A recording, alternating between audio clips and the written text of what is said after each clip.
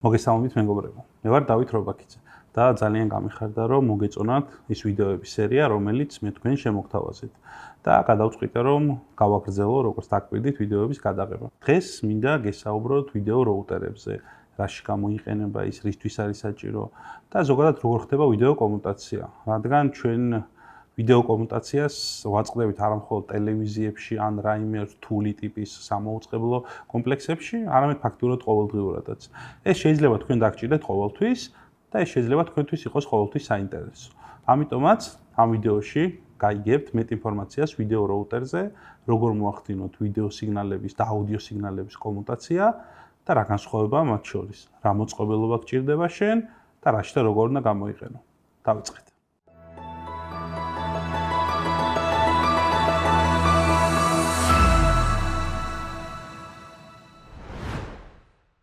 ვიდეო როუტერი, ანუ ვიდეო მარშრუტიზატორი არის მოწყობილობა, რომელიც უკეთებს მარშრუტიზაციას ვიდეო სიგნალებს.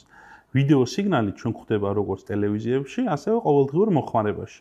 მაგალითად, როდესაც ჩვენი ტელევიზორი დაკავშირებულია set-top box-თან HDMI კაბელით, მასში გადის ვიდეო და აუდიო სიგნალი. მეტიც, ჩვენი კომპიუტერიც დაკავშირებული არის ჩვენ მონიტორთან HDMI, DVA, VGA ან სხვა ტიპის სიგნალით. წარმოვიდგინოთ, რომ გვაქვს 3 ლეპტოპი და 1 მონიტორი, რომელსაც აქვს მხოლოდ 1 HDMI შემავალი. ხოლო ჩვენ გვინდა რომ შეგვეძლოს ნებისმიერი ლეპტოპის სიგნალის არჩევა ჩვენს მონიტორზე. ან გვაქვს 3 ცალი set-top box-ის სილხნეთის მაგთის თუ ნებისმიერი სხვის და ასევე 1 მონიტორი. ამ შემთხვევაში გვჭირდება მოწყობილობა, რომელსაც ექნება 3 HDMI შემავალი და 1 HDMI გამომავალი. ჩვენ უნდა შევაერთოთ ყველა ლეპტოპის სიგნალი როუტერში და როუტერის გამომავალი დავაერთოთ მონიტორზე. მოდით უფრო რთული სისტემა წარმოვიდგინოთ. გვაქვს როგორც 3 კომპიუტერი, ასევე 3 ცალი set-top box-ი და გვინდა რომ ნებისმიერი სიგნალი შევძლოთ გავუშვათ ნებისმიერ ადგილას. და ამ შემთხვევაში გვჭირდება როუტერი, რომელსაც ექნება 6 შემავალი და თუ 2 მონიტორი გვაქვს 2 გამომავალი. სწორედ შემავალი და გამავალი ინტერფეისების რაოდენობა განსაზღვრავს როუტერის ზომას. ჩვენ მაგალითში გვქონდა 6 წყარო და 2 მონიტორი, თუმცა როგორც წესი რეალობაში არის პირიქით. ჩვენ გვაქვს უფრო მეტი სიგნალის დანიშნულება, ანუ მონიტორი, ვიდრე წყარო, ანუ კომპიუტერი. მაგალითად, ჩვენ სტუდიაში გვაქვს 3 ცალი მონიტორი, რომელზეც გვინდა რომ გავიდეს ერთდროულად რამოდენიმე გამოსახულება. ამ შემთხვევაში ჩვენ გვჭირდება როუტერი, რომელსაც აქვს 1 შემავალი და 3 გამომავალი. როგორც წესი, ყველა თანამედროვე როუტერ შეუძლია რომ 1 შემავლიდან გაამრავლოს სიგნალი და გამოიყვანოს რამდენი გამავალიც აქვს იმდენ გამავალზე. მაგალითად, თუ გვაქვს როუტერი, რომელსაც აქვს 5 შემავალი და 5 გამავალი და ჩვენ დავაერთებთ მხოლოდ 1 კაბელს შემავალზე და 5 ცალ მონიტორს გამავალზე, როუტერი შეძლებს ამის კომუტაციას. როგორც წესი, ვიდეო როუტერს სჭირდება მართვა. წარმოიდგინეთ, რომ გვაქვს 32/32-ზე ვიდეო როუტერი. საჭიროა რაიმე სახის ინტერფეისი, სადაც თქვენ დაარქმევთ ყველა შემავალ და გამავალ ინტერფეისებს სახელებს. ანალოგურად საჭიროა გამავალ პორტებსაც დავარქვათ სახელი, როგორც შემავალს. მაგალითად, თუ პირველი 10 შემავალზე ზის 10 ვიდეო კამერა, შეგვიძლია დავარქვათ კამერა 1, კამერა 2, კამერა 4 და ასე შემდეგ 10-მდე. ხოლო თუ პირველ 10 გამავალზე დაერთებული არის 10 ცალი მონიტორი, შეგვიძლია დავარქვათ მონიტორ 1, სტუდიო 1, მონიტორ 2, სტუდიო 1 და ასე შემდეგ. გარდა იმისა, რომ ვიდეო როუტერი უნდა იმართებოდეს რაიმე ტიპის პროგრამული უზრუნველყოფით, იქნება ეს ვებ ბრაუზერის საშუალება თუ ცალკე რაიმე პროგრამა, საჭიროა ფიზიკური პანელები, სადაც ჩვენ სწრაფად შევძლოთ ვიდეო სიგნალის გადართვას, ანუ მარშრუტიზაციას. აუცილებელია, რომ ვიდეო პანელს მივცეთ შეზღუდული წვდომა, რათა შემთხვევით არ დავაკომუტიროთ სხვა აუდიო სიგნალი. მაგალითად, მე თუ მიდგას მონიტორი, რომელზეც დაერთებულია როუტერი, საჭიროა, რომ ჩემ პანელს შეეძლოს მხოლოდ ჩემი როუტერის სიგნალების დაკომუტირება, რათა ადამიანური შეცდომა გამოვიდეს. ვიდეო როუტერი როგორც წესი ატარებს ვიდეო სიგნალს და აუდიო სიგნალსაც, თუმცა სხვადასხვა როუტერებს გააჩნიათ სხვადასხვა აუდიო ფუნქციონალი. თანამედროვე როუტერებს შეუძლიათ აიღოს ხმა ნებისმიერი ვიდეო შემავლიდან და დაასვას ნებისმიერ გამავალს. წარმოვიდგინოთ მაგალითი, სადაც მე მაქვს 3 ვიდეო სიგნალი დაერთებული ვიდეო როუტერის პირველ და მეორე და მესამე შემავალზე, ხოლო მონიტორი პირველ გამავალზე. მესამე ვიდეო სიგნალს აქვს პირველი წამყვანის ხმა, ხოლო მეორე და მესამე ვიდეო სიგნალი ხმის გარეშეა. მე მჭირდება რომ ავირჩიო პირველი ან მეორე ვიდეო სიგნალი ვიდეო წყაროთი, მაგრამ მე მინდა რომ ყოველთვის პირველი ვიდეო სიგნალის ხმა გადიოდეს პირველ გამავალზე. ამ შემთხვევაში ჩვენ შეგვიძლია რომ ნებისმიერი ვიდეო სიგნალი ავირჩიოთ, მაგრამ ხმა ყოველთვის გავა პირველი შემავლიდან.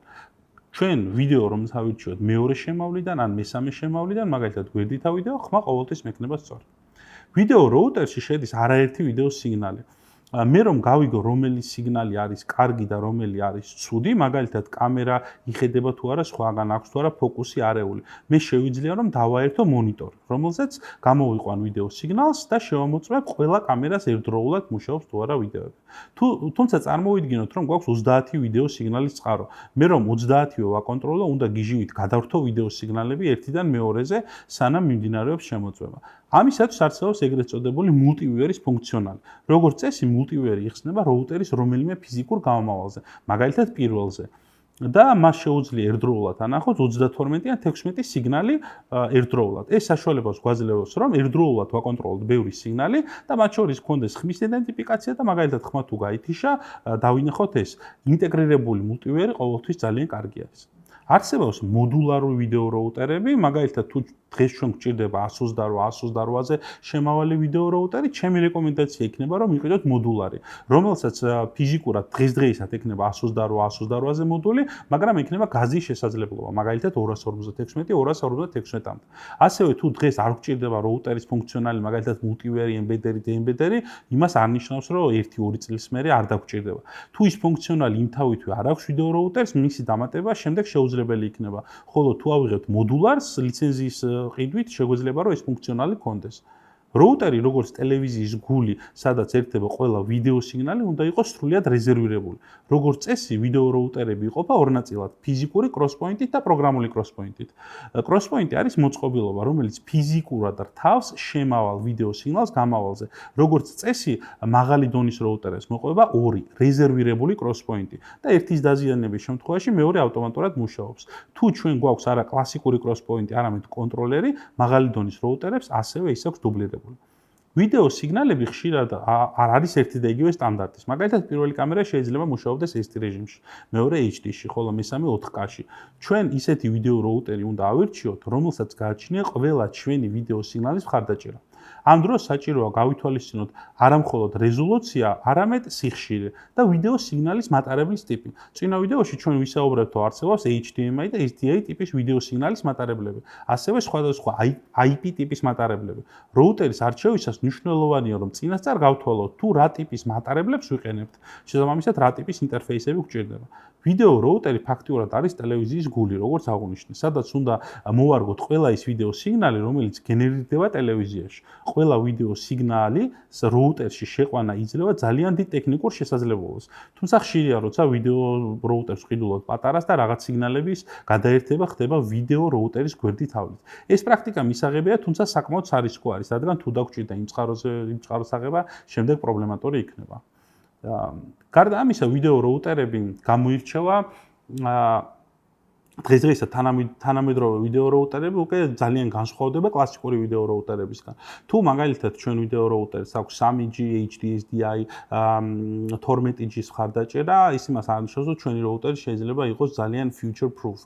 მაგალითისთვის, თუ ჩვენ გვინდა რომ ვიმუშაოთ IP211000-ში, აუცილებელი არის, რომ ჩვენ роуტერს გქონდეს ამის მხარდაჭერა. თუმცა IP ტექნოლოგიის შემთხვევაში ხშირად роутერი და ქსელური სვიჩი ერთმანეთში იკვეთება. ამიტომ ძალიან ბევრი წარმოებელი წავიდა მოდულარი роуტერები მიმართულებით, რაზეც ჩვენ უკვე ვისაუბრეთ.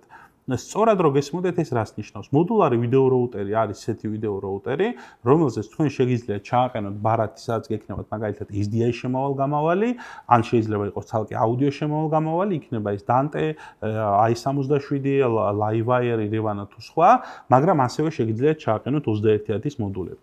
თუ ლაპარაკობთ 21000-ზე, რაც აბსოლუტურად განხილვის ცალკე თემა არის, აქ აუცილებელია რომ გვესმოდეს რა გზით მივდივართ, რადგან ყველა წარმოებელს არ აქვს ერთი და იგივე გზა არჩეული. ზოგისთვის მნიშვნელოვანი არის, რომ ვიდეო роутერი იყოს ვიდეო ტექნიკის წარმოებლის, მაგალითად Evertz-ის, Graswall-ის, ROS Videos-ი, ან სხვისი, ხოლო ინჟინრების ნაწილს ურჩევნიათ, რომ IP-ისთვის ვიდეო роуტერები იყოს ისეთი ბრენდების, მაგალითად, როგორც არის Cisco, Nexus-ი, Dell, HP, Arista და ასე შემდეგ. ანუ IP-ის შემთხვევაში უკვე ვიდეო роуტერების გადაკვეთა ხდება კლასიკურ ქსელურ ვიდეო სვიჩებთან და არა роуტერებთან. თუმცა ჩვენ მაგას მაინც роуტერს ვეძახით, იმიტომ რომ კომუტაციაზე არის პასუხისმგებელი. ჯამში ვიდეო роутერი ძალიან მნიშვნელოვანი არის და შეიძლება ხანდახან ძალიან პატარა ვიდეო роуტერმაც, მაგალითად 20-20 ან 10-10-ზე ძალიან დიდი საქმე გაგიკეთოთ. მოკლედ, თუ გაინტერესებთ მეტი ვიდეო რაუტერების შესახებ, ზოგადად ვიდეო კომუტაციის შესახებ და როგორ მუშაობს ეს ყველაფერი, და ასევე თუ გსურთ რომ შედარებით უფრო ღრმა ტექნიკური განხილვა იყოს, ან პირიქით კიდევ უფრო რაღაც ზედაპირული განხილვა იყოს, აუცილებლად დააკომენტარეთ. მე თქვენ კომენტარებს ვკითხულობ და მაგის მიხედვით შევეცდები რომ მოვამზადო შემდეგი ვიდეოები. ეხლა დაგემშვიდობებით, დროებით.